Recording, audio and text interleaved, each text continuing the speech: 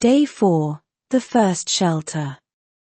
By the fourth day, the shelter was nearly complete. The walls had been built up with stones and reinforced with branches and mud. The roof, though simple, was sturdy, made of interwoven branches covered with leaves and grass. It wasn't perfect, but it was a significant improvement over sleeping in the open.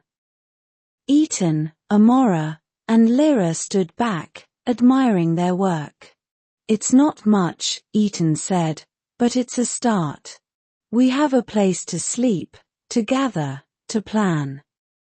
Amora smiled, wiping sweat from her brow. "It's more than just a shelter. It's our first home."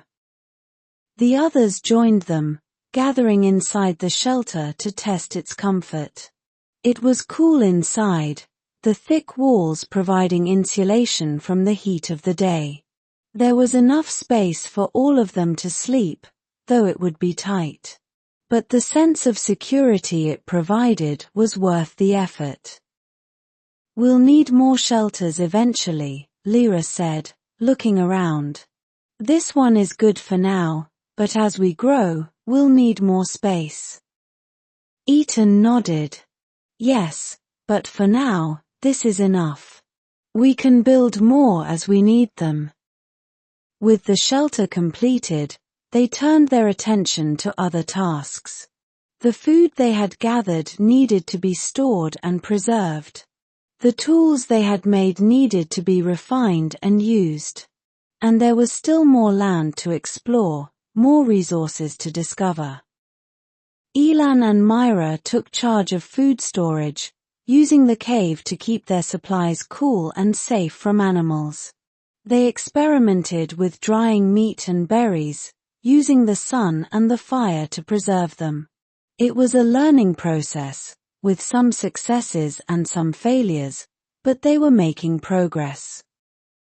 Talon and Naira continued their exploration, mapping out more of the land and identifying places where they could gather resources. They found more fruit trees, as well as a patch of wild grains that could potentially be harvested and used for food. Darren and Kira began to experiment with creating more permanent tools. They used the stone flakes they had made to carve and shape wood, creating handles for their knives and even attempting to make simple spears. It was hard work, but they were beginning to see the potential in the materials around them. As the fourth day came to a close, the group gathered inside their new shelter, the fire burning brightly outside. They ate the food they had gathered, sharing stories of their discoveries and plans for the future. "We're getting better at this," Ethan said, his voice filled with quiet pride. "Every day, we're learning more, building more." Amora nodded, her eyes shining with determination. "And we're not just surviving, we're thriving. We're creating something here, something that will last." The others agreed, their faces filled with hope and anticipation. As the fourth night fell, they slept inside their new shelter, the walls providing warmth and protection from the elements. They dreamed of the future, of the civilization they were beginning to build.